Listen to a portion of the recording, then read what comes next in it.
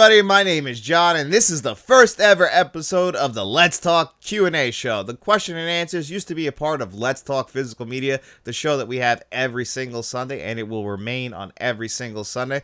But we decided to split up the Q&A portion of that show and give it its own show that you will see each and every single Saturday. And Let's Talk Physical Media will go back to concentrating on physical media and mainly physical media news. And this way, the Q&A portion, I don't have to rush through it. And the same thing with the physical media news portion of that show. I don't have to rush through it. Now, this wasn't my idea. I'll actually give the credit to this one to Laughing My Bae, who recommended this to me. This way, maybe we can get some more eyes on the channel. And of course, I could actually give some more time to the questions and to physical media. So we're going to give this a try. I think it's going to work out. And if you guys want to ask questions for this show, you guys can leave those questions in the comment section below or look for the post that I'm going to put out each and every single Tuesday. And I'm not going to waste any more of your time. We're going to dive right into those questions. The first one is from Kevin Kruger, and he said, top 10 movies that could have never been made today. So I made a list for this in no particular order, and I don't necessarily agree with all of these, but I can imagine that for one reason or another, these movies would not get made today. If I was a studio executive,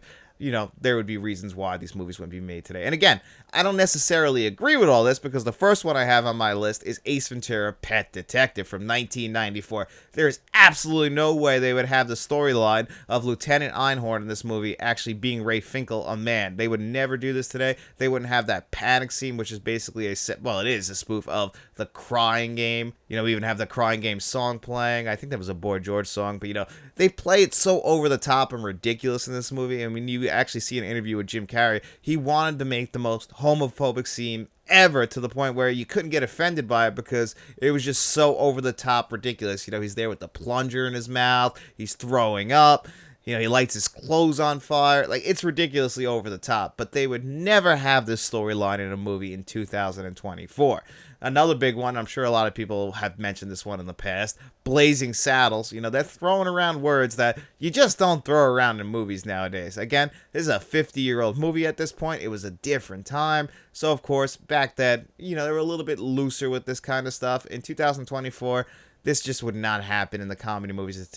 In comedy movies today, it would be completely omitted. And comedy in general in 2024 is actually pretty hard. We don't really get too many studio comedies anymore, and if we do, they are never really released in theaters. There used to be a time where I used to go to the movie theaters every single week, and I could see a comedy.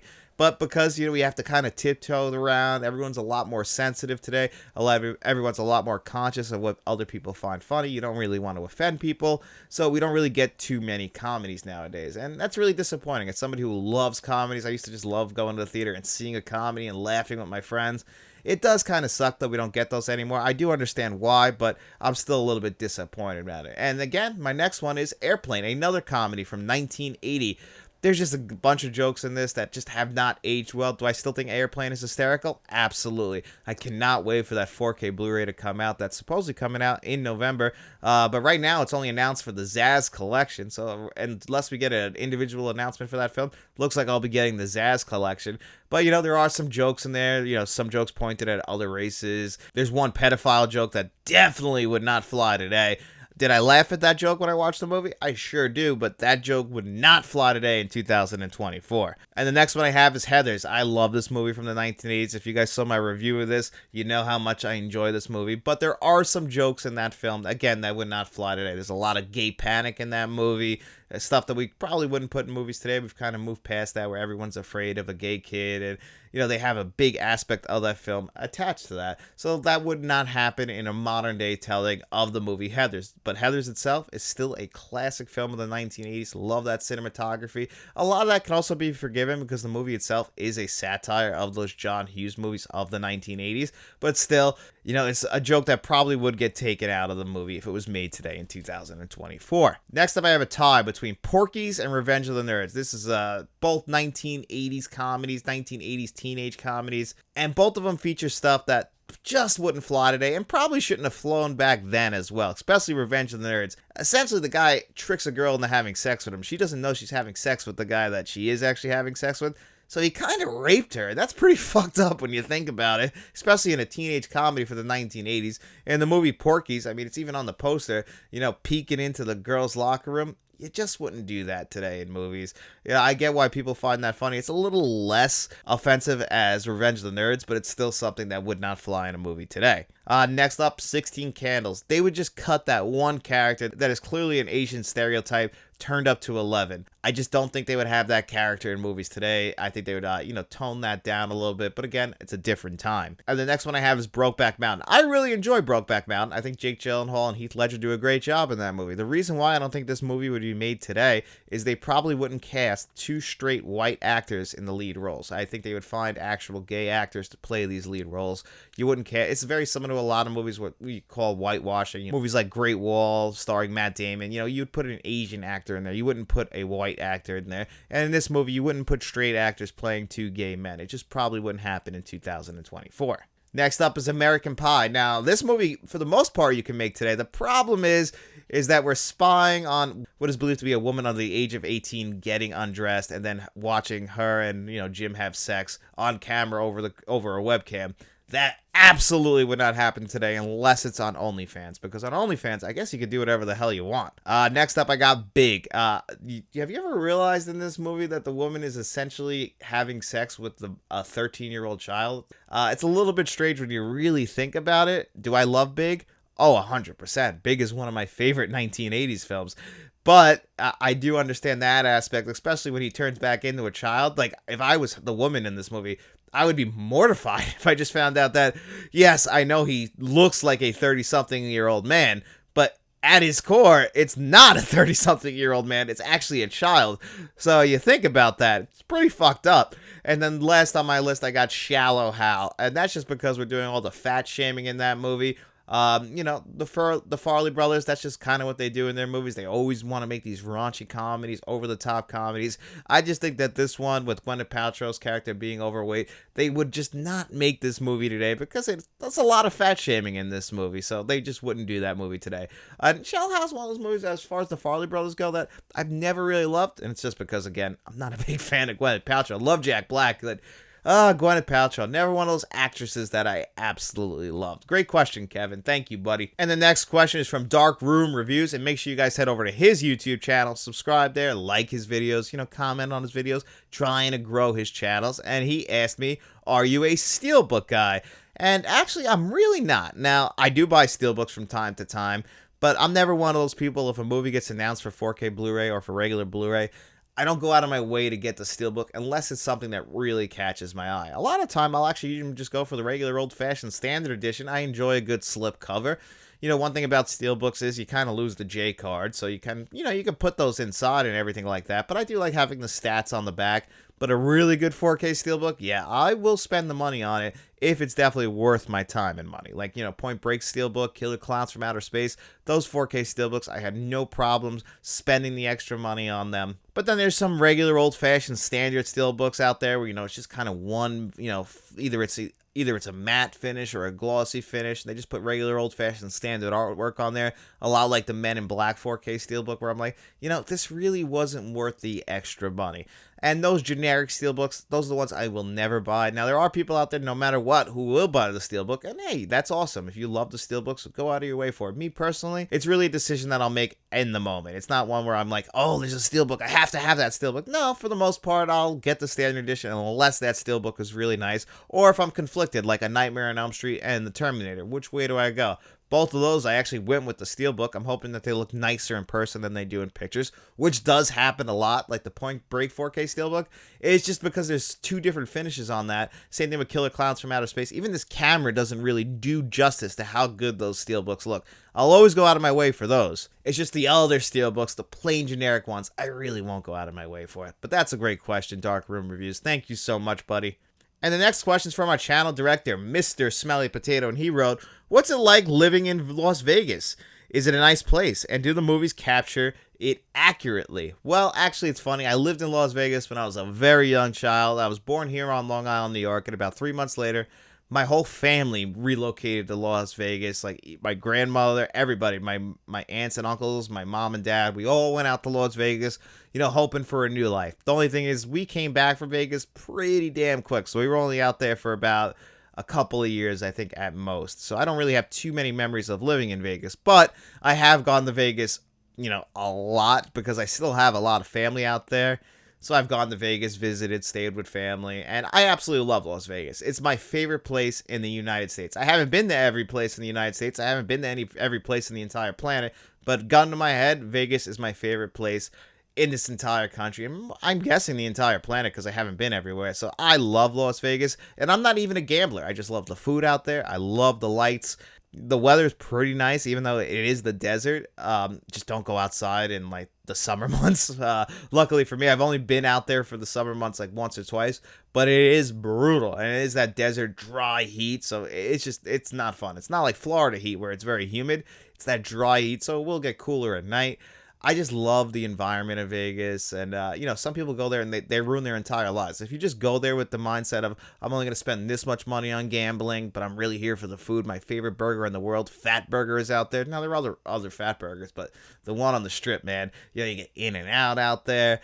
You can just go sit there. As a big sports fan, I just love going out there during football season and going like to the MGM Grand and just sitting yourself in the sports book and watching football all day. And because it's on the West Coast of the United States, well, not quite the West Coast, you could sit there, watch football starting at 10 in the morning, and then the night game wraps up at about 8 o'clock at night, and then you have the rest of the night. It's a beautiful thing. Being there for football season, if you're a football fan, there's just nothing like it. Now, the movies actually do a pretty good job of capturing what the casinos are like especially Ocean's 11. I think that really captured the Vegas I know most. You can go back to Casino, but that's not really the Las Vegas I grew up in. It's funny, actually, because at the very end of that movie, we see all the casinos going up like Treasure Island, and those are the casinos I specifically remember. So all the stuff that's in Casino, what they do capture is like the weather and the lighting of Vegas, right, in Casino, where Ocean's 11, that's kind of the Vegas I know, and they do capture it pretty damn perfectly, especially being inside of casinos.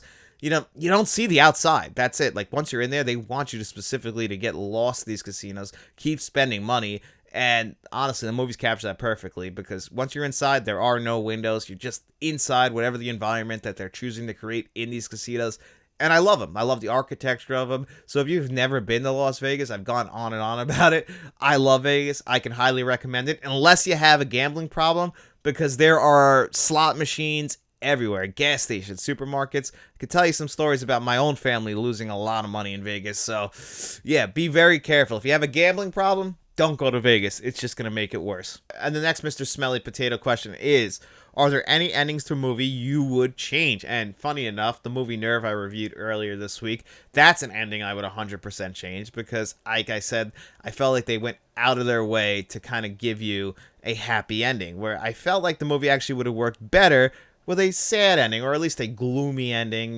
Maybe just ended a little bit more on a down note. I get what they were going for, but if you really want to send the message home of that movie, you end it on a darker note. We're talking about social media. We're talking about the dangers of that, how people get addicted to this and they want to, have that vindication be validated by other groups of people. And the movie, I think, was doing a really good job of capturing that. It's a very energetic movie, greatly paced, but the ending of that movie really did let me down, which is unfortunate, because I do think it's a very, very, very good movie. And had it gone for that gloomier ending, I would have really enjoyed that. Now, speaking of movies that have endings that are left open to interpretation, Christopher Nolan loves to do this with movies like Inception. I like Inception's ending. I like how it's open to interpretation. But he did it again with The Dark Knight Rises, which is unfortunate, because that means that's how we end the entire trilogy of the Christopher Nolan Batman movies. And to leave it open to interpretation, did the bomb go off, did it not? They kind of give us both answers to that question, and that really does bother me. And I've always leaned to the point where, yeah, he got out of there, but you can look at it from both ways. You can look at it as him sacrificing himself and dying at the end of The Dark Knight Rises. You hear the passing line like, oh, this got fixed a few months ago, and it was by Bruce Wayne. It's like, oh, okay, so maybe he did get out of there. You just don't know for sure, and I don't think you needed to do that kind of ending at the very end of The Dark Knight Rises, because The Dark Knight Rises, it's a well-made movie, but it's things like that kind of ruin the movie for me overall, and why it's not one of my favorite Batman movies, and is one of my least favorite in the Dark Knight trilogy. But again, beautiful to look at. It's one I'll always rewatch. Just don't love the ending to that. And another one, and this might be the end of the entire franchise, is Scream 6. It definitely won't be the end of the franchise. They'll find a way. Makes too much money. But in Scream 6, at the very end of this movie, spoiler if you haven't seen Scream 6, they bend over backwards to try and make the core four all alive for Scream 7. The only problem is we don't really have Scream 7 announced, and we know how that blew up. So they bent over backwards for which are very obvious deaths in this movie, and then just making sure these characters survive. I was like, are you fucking kidding me? And I like Scream 6. I like the directors. I like the style of the movie. I do like these characters. I've enjoyed Scream 5 and 6. I understand why other people don't. But the thing is, I have enjoyed it. I've liked what they've done.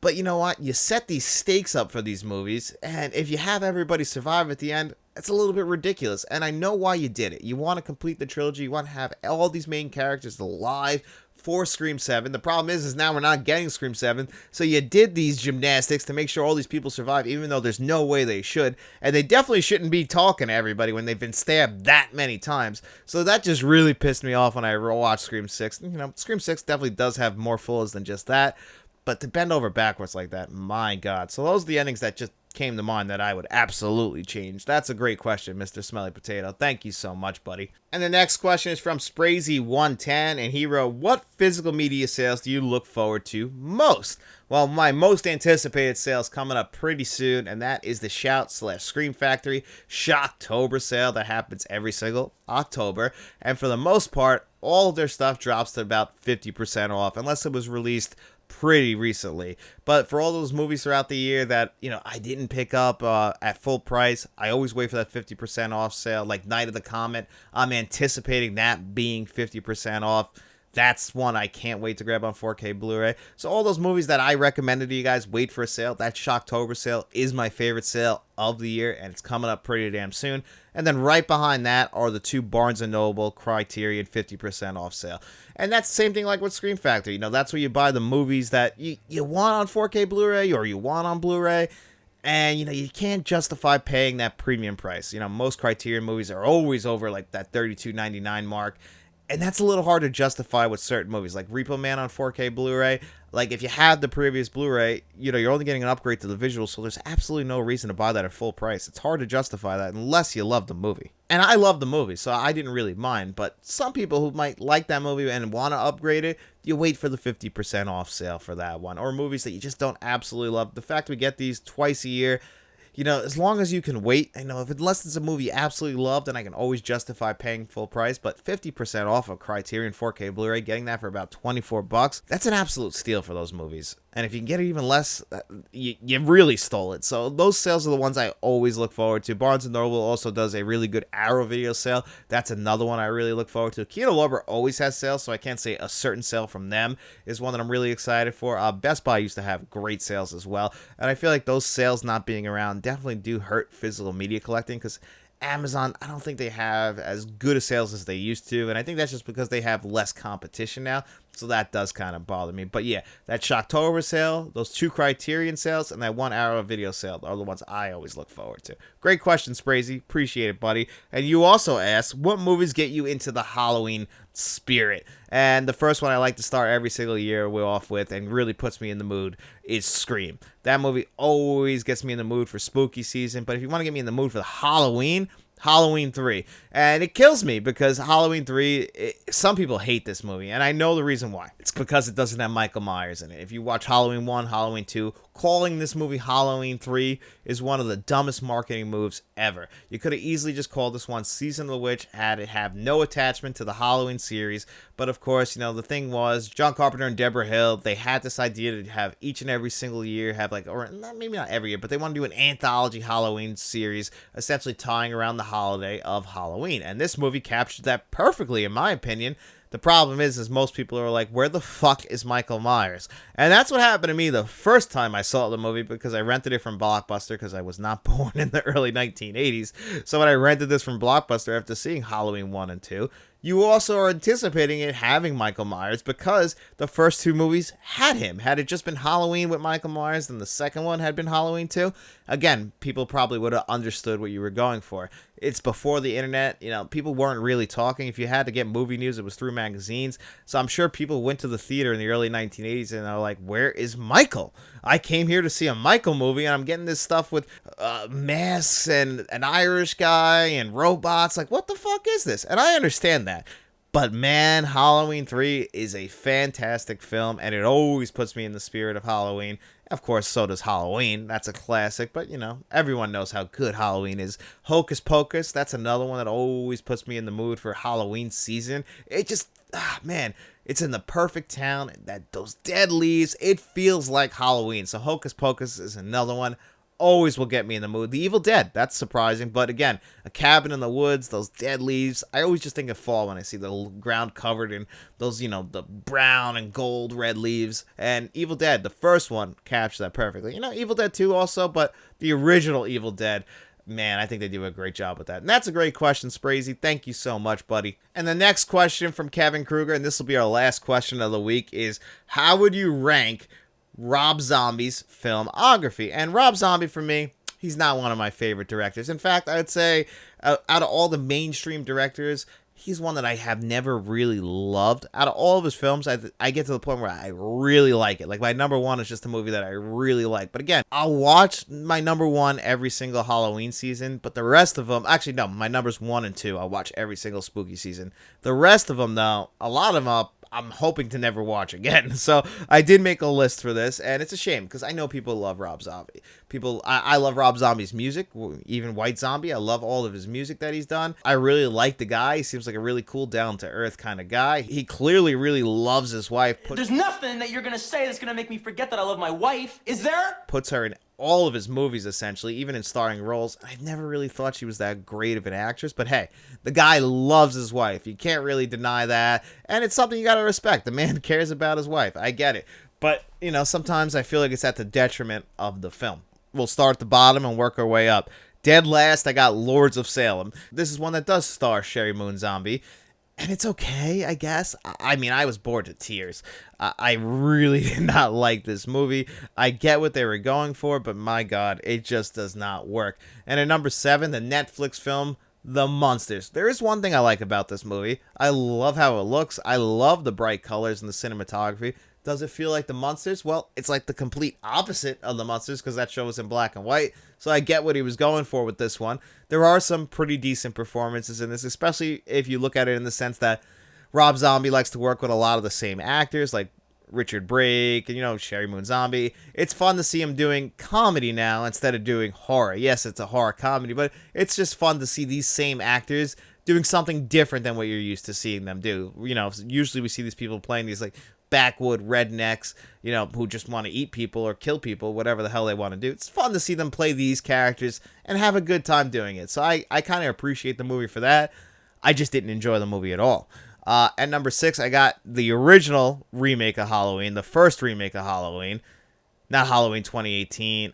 I hate that there's 3 movies with the title Halloween because there really should only be Halloween 1978. But this, well, the reason why I have it so low is that it's pretty much a legit remake, especially in the second half of the original Halloween with the Rob Zombie twist on it, where they try and flesh out Michael Myers more and what caused him to become this. And we find out it's because he had a terrible home life. I mean, with the worst parents in the world, terrible siblings, and we understand now why he became Michael Myers. We spent some time with him in the institution with Dr. Loomis, and I understand why people like that. They flesh it out more. I just didn't need to see it. And then the second half of the movie just turns into the original Halloween, so that's very disappointing in my opinion. And then just above that, I got Halloween 2. Why would I put Halloween 2 above Halloween? At least he was trying something with Halloween 2.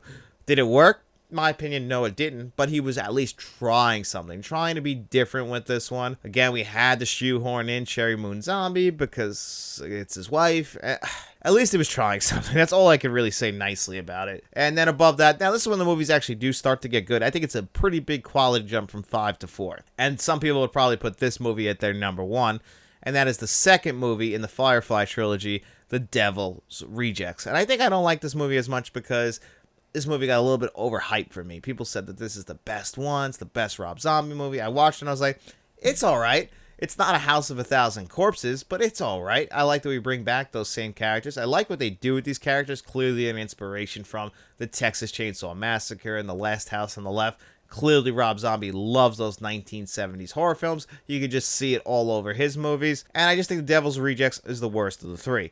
And at number 3, I actually have 3 from Hell, which I've seen a lot of people say is the worst of that because, you know, it's so many years later. You got to work around, I always forget the actor's name, it's Sid something.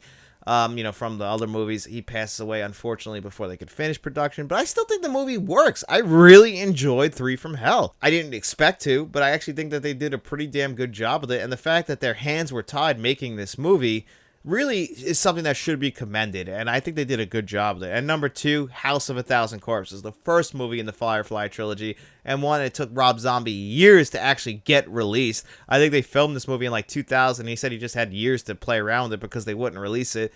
And some people will say that this movie is very choppy and messy, and it kind of is, but in the best way possible, because I think they actually capture spooky season very well in this movie, and I think that's the best thing they have going for it. It does set up the rest of the movies pretty well. I just think it's very enjoyable, one I like to watch every single spooky season. So if you haven't figured it out yet, my number 1 is 31. And this is just a really fun one. I think that the reason why I enjoy this one more than all the others is Richard Brake, who appears in a lot of Rob Zombie movies, but he is a fucking monster in this movie, and the movie's better for it. And it's basically just a game. These people, these big, I guess they're rich elite people, these big rich people, they dress up every single Halloween in these ridiculous costumes, and they want to watch these people try and survive this game.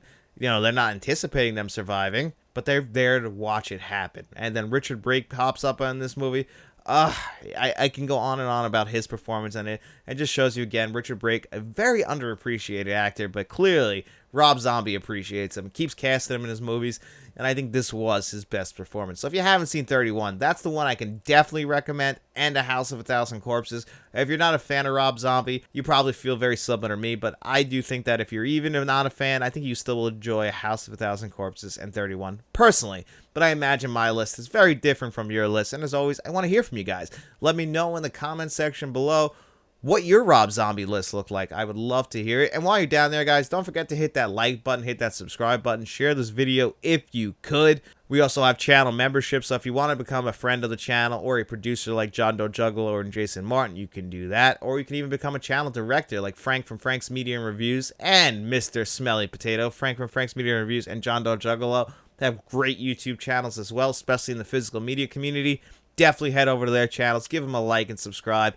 I promise you, you will not regret it. And guys, if you got no money to throw our way, we don't mind at all. We just hope you enjoyed this video. We want to hear from you. Did you enjoy this video? Do you want this to become a weekly show? Or do you like it at the end of Let's Talk Physical Media? Let me know that in the comment section below. But again, if you got no money to throw our way, we don't mind, guys. We just hope you enjoyed it. And if you did, get out in those streets, tell your friends about us, and then we'll be seeing you around.